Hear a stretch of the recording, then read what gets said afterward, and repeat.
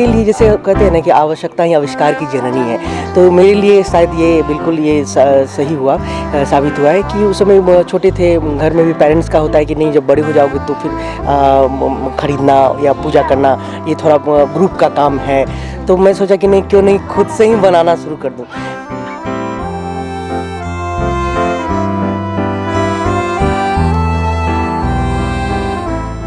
नहीं इंजीनियर तो मैं बाद में बना, बचपन से ही मैं मूर्ति कला में रुचि रहा, खासकर माँ की प्रतिमा में।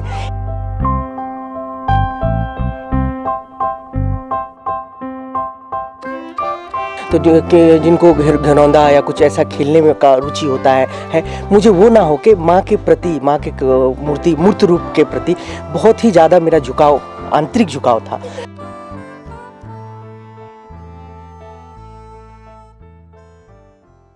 नमस्कार, आप देख रहे हैं NBC 24 और मैं हूं आरती बाला आपके साथ। जैसा कि आप देख पा रहे होंगे हमारे पीछे कि कल की तैयारियां हो रही है, कल वसंत पंचमी है और इस दिन मां सरस्वती की पूजा की जाती है। ऐसे में हम उन कलाकारों से भी बात करेंगे जो इतनी भव्यता के साथ इस मूर्ति का उन्होंने शुरुआत किया है और आज देख पा रहे होंगे कि किस तरह इस मूर्ति को आखिरी जो रूप है, आखिरी जो तैयारियों का आखिरी रूप है वो दिया जा रहा है और ऐसे में हम बात करेंगे। लेकिन उससे पहले हम आपको दिखा दें इस मूर्ति की भव्यता के बारे में कि किस तरह यहाँ मौजूद जो कलाकार है वो आखिरी रूप दे रहे हैं, क्योंकि कल माता की भव्य पूजा होनी है।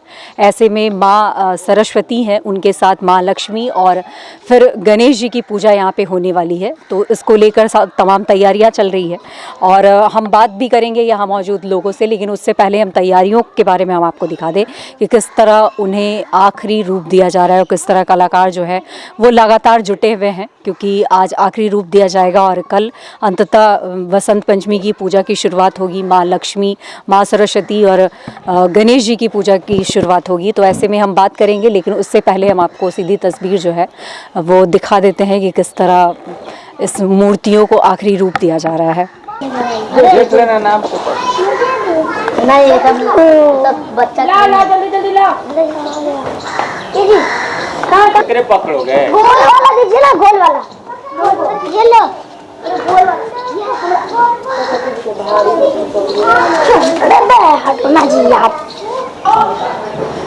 तो हमारे साथ मौजूद हैं कुमार मयंक, जिन्होंने ये भव्य प्रतिमा को जिन्होंने एक बड़ा रूप दिया है। और आपको बता दूं मैं कि ये पेशे से इंजीनियर हैं, लेकिन इन्होंने किसी तरह का कोई कोर्स नहीं किया, लेकिन एक दैविक चमत्कार ही कह सकते हैं कि बिना कोर्स किए और बिना इस तरह की कोई ट्रेनिंग लिए इन्होंने इतनी भव्य तरीके से इसकी शुरुआत की है।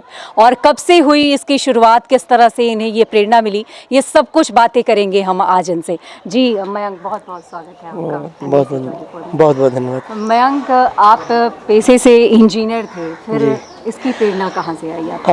नहीं इंजीनियर तो मैं बाद में बना, बचपन से ही मैं मूर्ति कला में रुचि रहा, खासकर माँ की प्रतिमा में एक अलग सा लगाव महसूस करता था। और ये कब से है मुझे कुछ वो मतलब चेतना नहीं है कि हाँ मैं बता सकता हूँ कि कब से है, क्योंकि बचपन से मतलब छोटे जब बच्चे होते हैं तो जिनको घरौंदा या कुछ ऐसा खेलने में का रुचि होता है मुझे वो ना हो के माँ के प्रति, माँ के मूर्त रूप के प्रति बहुत ही ज़्यादा मेरा झुकाव, आंतरिक झुकाव था। तो मन होता था कि जैसे बड़े बड़े पूजा पंडालों में प्रतिमा स्थापित होती है, मैं भी काश कर पाऊँ और करके पूजा कर पाऊँ। मेरा खास उद्देश्य माँ का इस सौम्य और इस सुंदर छवि का पूजा करने का उद्देश्य ज़्यादातर रहा। तो आप जब तक प्रतिमा नहीं लाएंगे तो आप पूजा कर नहीं सकते हैं उस ढंग का। तो उसके लिए जैसे कहते हैं ना कि आवश्यकता ही आविष्कार की जननी है, तो मेरे लिए शायद ये बिल्कुल ये सही हुआ, साबित हुआ है कि उस समय छोटे थे, घर में भी पेरेंट्स का होता है कि नहीं जब बड़े हो जाओगे तो फिर खरीदना या पूजा करना ये थोड़ा ग्रुप का काम है। तो मैं सोचा कि नहीं क्यों नहीं खुद से ही बनाना शुरू कर दूं, तो मैं बस निरंतर बनाना शुरू कर दिया। ये पूजा का शुरुआत 1994 में 1994 से पूजा हो रहा है, ये 29वां साल है इस पूजा का। और मैं मतलब विधिवत बिना ब्रेक आज तक तो करते आ रहा हूँ। माँ से मांगूंगा यही कि आगे भी नियंत्रण करता रहूँ जब तक हूँ यहाँ। जी मयंक, मैं आपसे जानना चाहूँगी कि मतलब खास तरह की पूजा करते हैं आप, जैसा हमें पता चला, तो किस तरह की कलश स्थापना? जी हाँ, जैसे ये सरस्वती पूजा तो है ही, मगर इसमें यहाँ सरस्वती पूजा के साथ साथ शारदीय गुप्त नवरात्र साल में 4 नवरात्रा होती हैं। तो ये गुप्त नवरात्रा अभी माघ में माघी नवरात्रा या गुप्त नवरात्रा के नाम से भी लोग जानते हैं। बिहार में खासा पॉपुलर तो नहीं है, मगर आप हिमाचल में जाइएगा तो ये सब जहाँ विंध्याचल जाइएगा तो यहाँ इस नवरात्रा का खासा महत्व है। तो मैं वो गुप्त नवरात्रा के तर्ज पे यहाँ पूजा होता है। जैसे आपका हम लोग बिहार में आमतौर पे सप्तमी के दिन पट खुलता है माँ का, बंगाल में एक दिन पहले षष्ठी के दिन से देवी बरन होता है, वहाँ उस दिन से पूजा होता है। तो यहाँ पे पंचमी के दिन से ही देवी का पट खुल जाता है और कलश स्थापना बिल्कुल एकम से, मतलब जब से प्रतिबद्ध है कलश स्थापना हो है। यहाँ कलश स्थापना इस बार 22 को ही हो चुका है और 22 को हो चुका है और 10वीं के दिन विसर्जन होगा, 31 तारीख को विसर्जन होगा और विधिवत 10 दिनों का पूजा होता है, महापूजा है। और आप देखिए, आप गौर से ध्यान दीजिएगा तो ये 8 भुजा है। सरस्वती जो है ये महासरस्वती स्वरूप में है यहाँ पे। तो ये देवी का एक स्वरूप है, महाकाली, महालक्ष्मी, महासरस्वती। तो ये महासरस्वती स्वरूप का यहाँ पूजा करते हैं। आमतौर पे लोग का धारणा होता है, मैं बहुत मतलब इस विगत 29 सालों में ना बहुत चीज़ मैं देखा हूँ कि लोग जो साथ में पूजा करते थे वो छोड़ दिए कि नहीं अब नहीं हो पाता है। और ये सरस्वती पूजा स्टूडेंट का पूजा है, थोड़ा सा ऐसा महत्व। तो मुझे भी लगा कि नहीं, हम जिनका हाथ पकड़ के इतने सालों से चलता आ रहे हैं तो स्टूडेंट का पूजा है, मगर नहीं, मुझे मैं थोड़ा सा स्टडी किया तो उनका महास्वरूप का मुझे पता चला। तो फिर मुझे पता चला कि आप चंडिका लोग काली को समझता है, नहीं, मगर चंडिका का एक नाम, सरस्वती का भी नाम चंडी है, वो लोग जानता नहीं। जैसे कहते हैं ना कि शांत लोग मतलब अपने रौद्र रूप को नहीं दिखलाते हैं, ये तो सरस्वती को ज़्यादातर सौम्यता से जोड़ा जाता है। ये शुंभ निशुंभ का भी वध इन्होंने किया है, तो खासा है। तो मैं इस स्वरूप का पूजा इसलिए मुझे लगा कि नहीं, इसी स्वरूप का पूजा करेंगे, क्योंकि बचपन से मुझे देवी के रूप में मतलब शक्ति का एहसास होता था और इसी रूप में मुझे मन करता था कि नहीं, कलश स्थापना 10 दिनों का हो, नवरात्रा जैसा बिल्कुल पूजा हो। और मुझे तो उस वक्त मालूम नहीं था कि अभी गुप्त नवरात्रा भी होता है, माँ को मालूम था।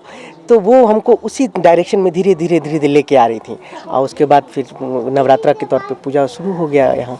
और काफ़ी यहाँ पे तो अब आमतौर पे बहुत लोग आते हैं और जिसका मनता कुछ जो मान्यता मांगते हैं, जो भी मन्नत होता है, जो भी मनोकामना करते हैं, वो पूरा होता है।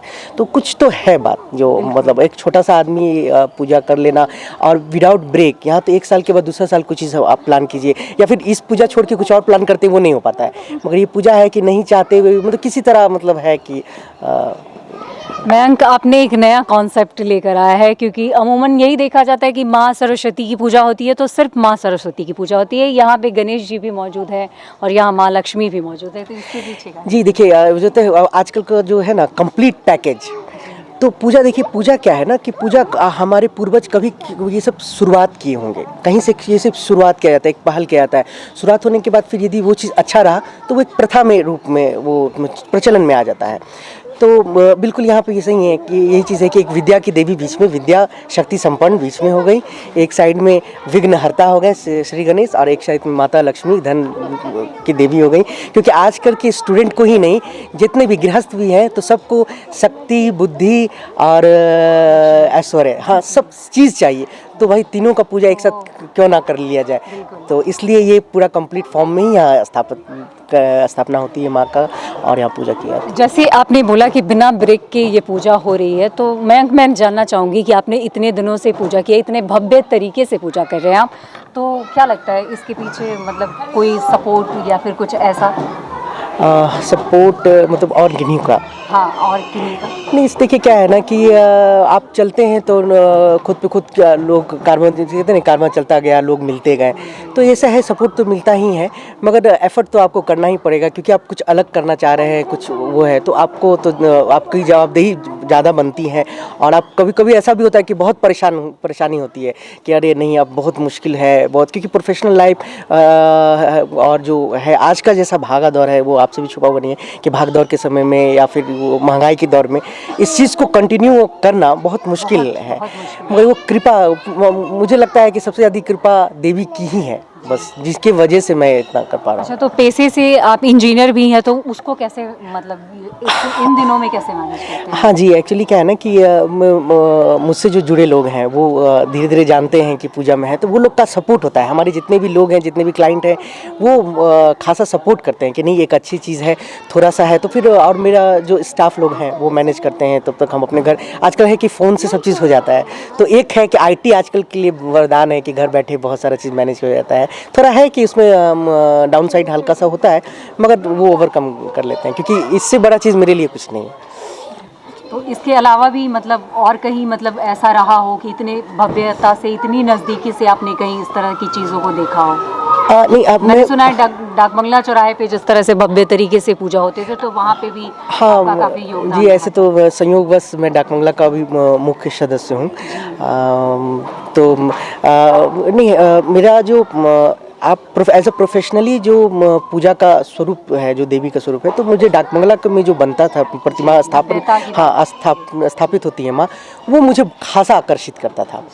और पूजा का जो बात है वो मेरा ननिहाल मुंगेर का पूजा और यहाँ का भव्यता, तो ये चीज़ बचपन से, हाँ मुंगेर का, तो बचपन से मुझे आपने आकृष्ट किया, तो जिसकी वजह से आप देखिएगा तो एक झलक लगेगा कि हाँ डाकबंगला में जो जिस ढंग से माँ की स्थापना होती है, पूजा रूप स्वरूप बहुत हद तक उनके जैसा हो जाता है। भव्यता में तो कहना ही नहीं है, क्योंकि आप जिस तरह से देख पा रहे होंगे कि एक भव्य, और इन्होंने कहा कि बहुत बड़े पैमाने पर यहाँ, तो वो चीज़ यहाँ पे बखूबी देखने को मिली है। और यही वो कलाकार हैं जिन्होंने इतनी खूबसूरती से, इतने बड़े पैमाने पर इसको एक नया रूप दिया, एक नया आयाम दिया।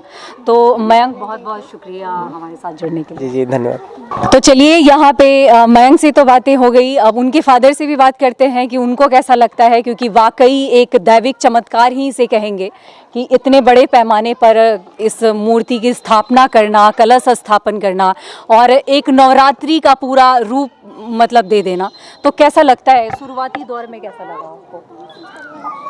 बैंक के शुरुआती में तो बहुत परेशानी का विषय रहा जी ये, जो है इस तरह का। मैं 3-4 साल का था, उसी समय से जो है मूर्ति बनाना शुरू किया। जी, छोटा सा मूर्ति बनाना शुरू किया और धीरे धीरे बढ़ते जो है सो ये रूप हो गया।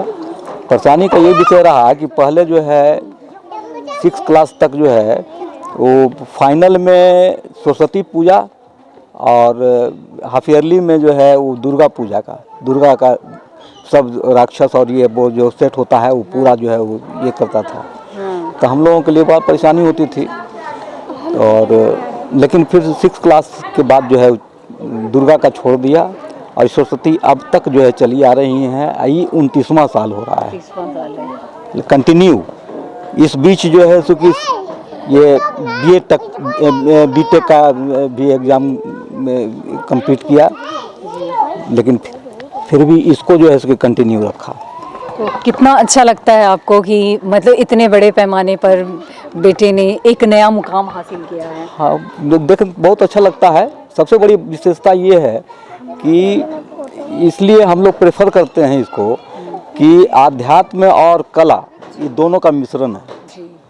तो हम लोग भी डिवोटेड हो गए हैं। वो तो डिवोटेड था ही, हम लोगों के लिए परेशानी कुछ रहा, लेकिन फिर जो है धीरे धीरे करके हम लोग भी मान लिया ये बात को।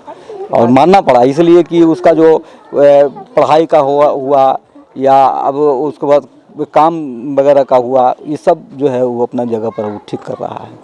कोई किसी चीज़ की कमी नहीं है। अपनी कंपनी उसका एस्टेब्लिश्ड है, SD media production private limited करके।